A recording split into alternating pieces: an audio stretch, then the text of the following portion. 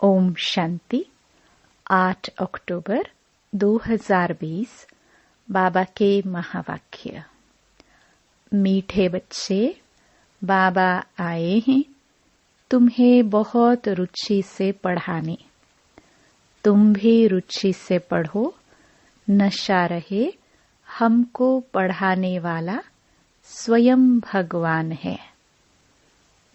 प्रश्न: तुम ब्रह्मा कुमार कुमारियों का उद्देश्य व शुद्ध भावना कौन सी है? उत्तर: तुम्हारा उद्देश्य है कल्प 5000 वर्ष पहले की तरह फिर से श्रीमत पर विश्व में सुख और शांति का राज्य स्थापन करना। तुम्हारी शुद्ध भावना है कि श्रीमत पर हम सारे विश्व की सद्गति करेंगे। तुम नशे से कहते हो हम सबको सद्गति देने वाले हैं। तुम्हें बाप से पीस प्राइज मिलती है। नरकवासी से स्वर्गवासी बनना ही प्राइज लेना है। ओम शांति। स्टूडेंट जब पढ़ते हैं तो खुशी से पढ़ते हैं। टीचर भी बहुत खुशी से रुचि से पढ़ाते हैं। रूहानी बच्चे यह जानते हैं कि बेहद का बाप जो टीचर भी है हमको बहुत रुचि से पढ़ाते हैं। उस पढ़ाई में तो बाप अलग होता है, टीचर अलग होता है। जो पढ़ाते हैं कोई कोई का बाप ही टीचर होता है। जो पढ़ाते हैं तो बहुत रुचि से पढ़ाते हैं, क्योंकि फिर भी ब्लड कनेक्शन होता है ना। अपना समझकर बहुत रुचि से पढ़ाते हैं। यह बाप तुम्हें कितनी रुचि से पढ़ाते होंगे तो बच्चों को भी कितना रुचि से पढ़ना चाहिए। डायरेक्ट बाप पढ़ाते हैं और यह एक ही बार आकर पढ़ाते हैं। बच्चों को रुचि बहुत चाहिए। बाबा भगवान हमको पढ़ाते हैं और हर बात अच्छी रीति समझाते रहते हैं। कोई कोई बच्चों को पढ़ते पढ़ते विचार आते हैं, यह क्या है? ड्रामा में यह अवगामन का चक्र है। परंतु यह नाटक रचा ही क्यों? इससे क्या फायदा? बस सिर्फ ऐसे चक्कर ही लगाते रहेंगे। इससे तो छूट जाए तो अच्छा है। जब देखते हैं यह तो 84 का चक्कर लगाते ही रहना है तो ऐसे ऐसे ख्यालात आते हैं। भगवान ने ऐसा खेल क्यों रचा है जो अवगामन के चक्कर से छूट ही नहीं सकते? इससे तो मोक्ष मिल जाए। ऐसे ऐसे ख्यालात कई बच्चों को आते हैं। इस अवगमन से दुख सुख से छूट जाए। बाप कहते हैं यह कभी हो नहीं सकता। मोक्ष पाने के लिए कोशिश करना ही वेस्ट हो जाता है। बाप ने समझाया है एक भी आत्मा पाठ से छूट नहीं सकती। आत्मा में अविनाशी पाठ भरा है। वह है ही अनादि अविनाशी, बिल्कुल एक्यूरेट एक्टर्स हैं। एक भी कम जास्ती नहीं हो सकते। तुम बच्चों को सारी नॉलेज है। इस ड्रामा के पाठ से कोई छूट नहीं सकता, न कोई मोक्ष पा सकता है। सब धर्म वालों को नंबरवार आना ही है। बाप समझाते हैं यह बना बनाया अविनाशी ड्रामा है। तुम भी कहते हो बाबा अब जान गए कैसे हम 84 का चक्कर लगाते हैं। यह भी समझते हो पहले पहले जो आते होंगे वह 84 जन्म लेते होंगे। पीछे आने वाले के जरूर कम जन्म होंगे। यहाँ तो पुरुषार्थ करने का है। पुरानी दुनिया से नई दुनिया जरूर बननी है। बाबा हर एक बात बार बार समझाते रहते हैं, क्योंकि नए नए बच्चे आते रहते हैं। उनको आगे की पढ़ाई कौन पढ़ाए, तो बाप नए नए को देख फिर पुरानी पॉइंट्स ही रिपीट करते हैं। तुम्हारी बुद्धि में सारी नॉलेज है। जानते हो शुरू से लेकर कैसे हम पाठ बजाते आए हैं। तुम यथार्थ रीति जानते हो कैसे नंबरवार आते हैं, कितने जन्म लेते हैं। इस समय ही बाप आकर ज्ञान की बातें सुनाते हैं। सतयुग में तो है ही प्रारब्ध। यह इस समय तुमको ही समझाया जाता है। गीता में भी शुरू में फिर पिछाड़ी में यह बात आती है। मन मना भव पढ़ाया जाता है स्टेटस पाने के लिए। तुम राजा बनने के लिए अब पुरुषार्थ करते हो। और धर्म वालों का तो समझाया है कि वह नंबरवार आते ही धर्म स्थापक के पिछाड़ी सबको आना पड़ता है। राजाई की बात नहीं। एक ही गीता शास्त्र है जिसकी बहुत महिमा है। भारत में ही बाप आकर सुनाते हैं और सबकी सद्गति करते हैं।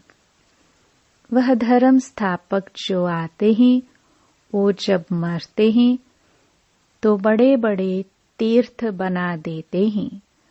वास्तव में सबका तीर्थ यह भारत ही है, जहाँ बेहद का बाप आते हैं। बाप ने भारत में ही आकर सर्व की सद्गति की है। बाप कहते हैं, मुझे लिबरेटर गाइड कहते हो ना। हम तुमको इस पुरानी दुनिया, दुख की दुनिया से लिबरेट कर शांति धाम, सुख धाम में ले जाते हैं। बच्चे जानते हैं बाबा हमें शांति धाम, सुख धाम ले जाएंगे, बाकी सब शांति धाम जाएंगे। दुख से बाप आकर लिबरेट करते हैं। उनका जन्म मरण तो है नहीं। बाप आया फिर चला जाएगा। उनके लिए ऐसे थोड़े कहेंगे कि मर गया। जैसे शिवानंद के लिए कहेंगे शरीर छोड़ दिया, फिर परिक्रमा करते हैं। यह बाप चला जाएगा तो इनका परिक्रम सरमनी आदि कुछ भी नहीं करना होता। उनके तो आने का भी नहीं पता पड़ता। परिक्रमा आदि की तो बात ही नहीं है। और सब मनुष्यों का क्रिया कर्म करते हैं। बाप का क्रिया कर्म होता नहीं। उनको शरीर ही नहीं। सतयुग में यह ज्ञान भक्ति की बातें होती नहीं।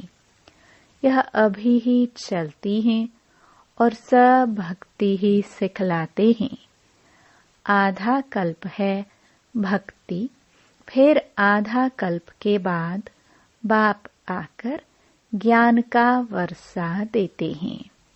ज्ञान कोई वहाँ साथ नहीं चलता।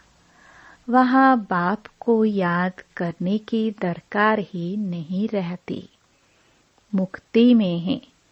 वहाँ याद करना होता है क्या?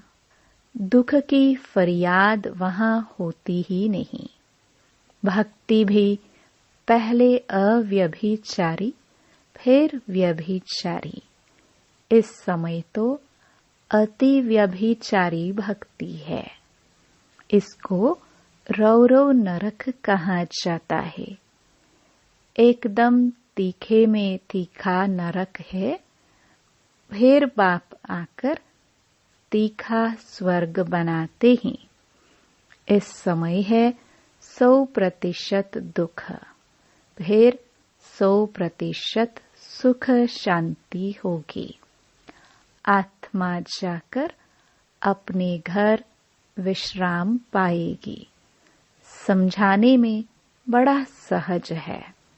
बाप कहते हैं, मैं आता ही तब हूँ जब नई दुनिया की स्थापना कर पुरानी का विनाश करना होता है। इतना कार्य सिर्फ एक तो नहीं करेंगे, खिदमतगार बहुत चाहिए। इस समय तुम बाप के खिदमतगार बच्चे बने हो। भारत की खास सच्ची सेवा करते हो। सच्चा बाप सच्ची सेवा सिखलाते हैं। अपना भी, भारत का भी और विश्व का भी कल्याण करते हो, तो कितना रुचि से करना चाहिए। बाबा कितनी रुचि से सर्व की सद्गति करते हैं। अभी भी सर्व की सद्गति होनी है जरूर। यह है शुद्ध अहंकार, शुद्ध भावना। तुम सच्ची सच्ची सेवा करते हो, परंतु गुप्त। आत्मा करती है शरीर द्वारा। तुमसे बहुत पूछते हैं, बीके का उद्देश्य क्या है? बोलो, बीके का उद्देश्य है विश्व में सत्युगी सुख शांति का स्वराज्य स्थापन करना। हम हर 5000 वर्ष बाद श्रीमत पर विश्व में शांति स्थापन कर विश्व शांति की प्राइज लेते हैं। यथा राजा रानी तथा प्रजा प्राइज लेते हैं। नरकवासी से स्वर्गवासी बनना कम प्राइज है क्या? वह पीस प्राइज लेकर खुश होते रहते हैं, मिलता कुछ भी नहीं। सच्ची सच्ची प्राइज तो अभी हम बाप से ले रहे हैं, विश्व के बादशाही की। कहते हैं ना, भारत हमारा ऊंच देश है। कितनी महिमा करते हैं। सब समझते हैं हम भारत के मालिक हैं, परंतु मालिक हैं कहाँ? अभी तुम बच्चे बाबा की श्रीमत से राज्य स्थापन करते हो। हथियार पहवार तो कुछ नहीं है, दैवी गुण धारण करते हैं, इसलिए तुम्हारा ही गायन पूजन है। अम्बा की देखो कितनी पूजा होती है, परंतु अम्बा कौन है? ब्राह्मण है व देवता, यह भी पता नहीं। अम्बा काली, दुर्गा, सरस्वती आदि ऐसे बहुत नाम हैं। यहाँ भी नीचे अम्बा का छोटा सा मंदिर है। अम्बा को बहुत बुझाए दे देते हैं, ऐसे तो है नहीं। इसको कहा जाता है ब्लाइंड फेथ। क्राइस्ट, बुद्ध आदि आए, उन्होंने अपना अपना धर्म स्थापन किया। तिथि तारीख सब बताते हैं। वहाँ ब्लाइंड फेथ की तो बात ही नहीं। यहाँ भारतवासियों को कुछ पता नहीं है हमारा धर्म कब और किसने स्थापन किया। इसलिए कहा जाता है ब्लाइंड फेथ। अभी तुम पुजारी हो, फिर पूज्य बनते हो। तुम्हारी आत्मा भी पूज्य तो शरीर भी पूज्य बनता है। तुम्हारी आत्मा की भी पूजा होती है, फिर देवता बनते हो तो भी पूजा होती है। बाप तो है ही निराकार, वह सदैव पूज्य है, वह कभी पुजारी नहीं बनते हैं। तुम बच्चों के लिए कहा जाता है आपे ही पूज्य, आपे ही पुजारी। बाप तो एवर पूज्य है। यहाँ आकर बाप सच्ची सेवा करते हैं, सबको सद्गति देते हैं। बाप कहते हैं अब मामेकम याद करो। दूसरे कोई देहदारी को याद नहीं करना है। यहाँ तो बड़े बड़े लखपति करोड़पति जाकर अल्लाह अल्लाह कहते हैं। कितनी अंधश्रद्धा है। बाप ने तुमको हमसों का अर्थ भी समझाया है। वह तो कह देते शिवोहम, आत्मा सो परमात्मा। अब बाप ने करेक्ट कर बताया है। अब जज करो, भक्ति मार्ग में राइट सुना है या हम राइट बताते हैं।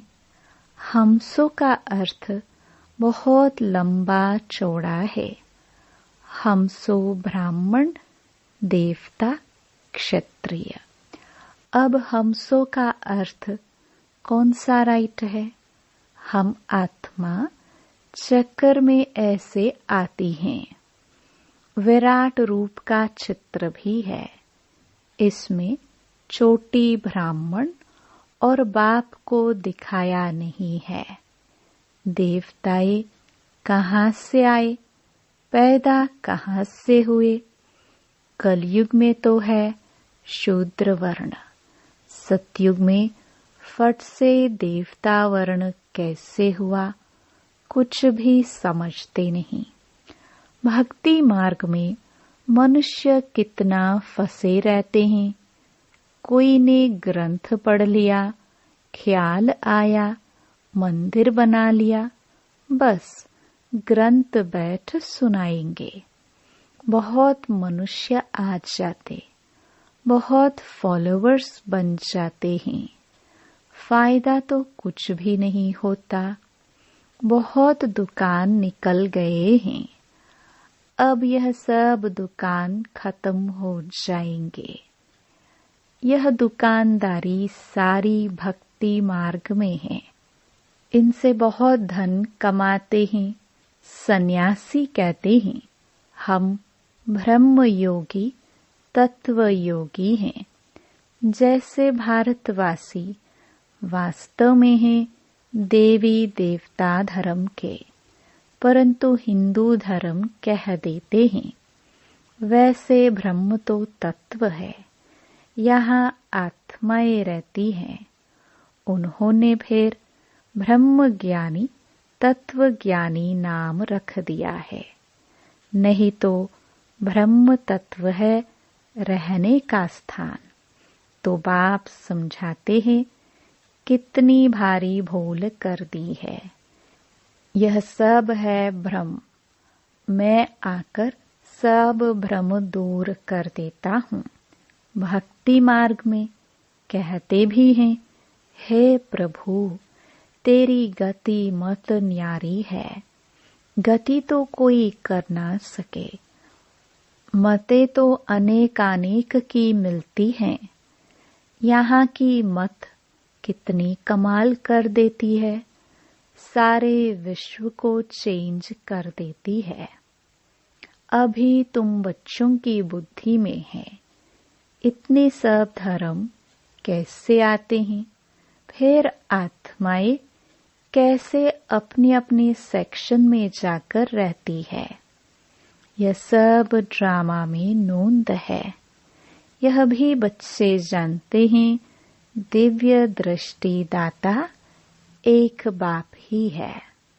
बाबा को कहा, यह दिव्य दृष्टि की चाबी हमको दे दो तो हम कोई को साक्षात्कार करा दे। बोला, नहीं, यह चाबी किसको मिल नहीं सकती। उनके एवज में तुमको फिर विश्व की बादशाही देता हूँ। मैं नहीं लेता हूँ। मेरा ही पाठ है साक्षात्कार कराने का। साक्षात्कार होने से कितना खुश हो जाते हैं। मिलता कुछ भी नहीं। ऐसे नहीं कि साक्षात्कार से कोई निरोगी बन जाते हैं या धन मिल जाता है। नहीं, मीरा को साक्षात्कार हुआ, परंतु मुक्ति को थोड़े ही पाया। मनुष्य समझते हैं वह रहती ही वैकुंठ में थी, परंतु वैकुंठ कृष्णपुरी है कहाँ। यह सब है साक्षात्कार। बाप बैठ सब बातें समझाते हैं। इनको भी पहले पहले विष्णु का साक्षात्कार हुआ तो बहुत खुश हो गया। वह भी जब देखा कि मैं महाराजा बनता हूँ, विनाश भी देखा, फिर राजाई का भी देखा, तब निश्चय बैठा, ओहो, मैं तो विश्व का मालिक बनता हूँ। बाबा की प्रवेशता हो गई। बस बाबा, यह सब आप ले लो, हमको तो विश्व की बादशाही चाहिए। तुम भी यह सौदा करने आए हो ना। जो ज्ञान उठाते हैं उनकी फिर भक्ति छूट जाती है। अच्छा, मीठे मीठे सिखिलदे बच्चों प्रति माता पिता बाप दादा का याद प्यार और गुड मॉर्निंग। रूहानी बाप की रूहानी बच्चों को नमस्ते। धारणा के लिए मुख्य सार। पहला, दैवी गुण धारण कर श्रीमत पर भारत की सच्ची सेवा करनी है। अपना, भारत का और सारे विश्व का कल्याण बहुत बहुत रुचि से करना है। दूसरा, ड्रामा की अनादि अविनाशी नोंद को यथार्थ समझ कोई भी टाइम वेस्ट करने वाला पुरुषार्थ नहीं करना है। व्यर्थ ख्यालात भी नहीं चलाने हैं। वरदान, एकाग्रता के अभ्यास द्वारा एकरस स्थिति बनाने वाले सर्व सिद्धि स्वरूप भव।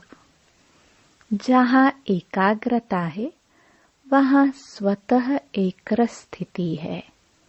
एकाग्रता से संकल्प, बोल और कर्म का व्यर्थपन समाप्त हो जाता है और समर्थपन आ जाता है।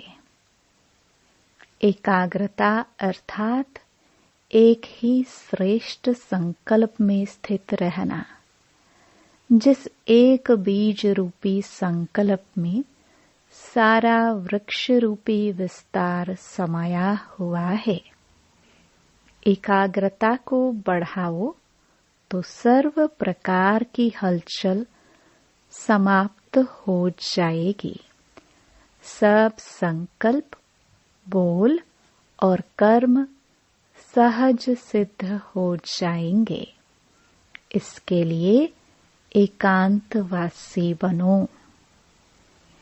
स्लोगन, एक बार की हुई गलती को बार बार सोचना अर्थात दाग पर दाग लगाना, इसलिए बीती को बिंदी लगाओ।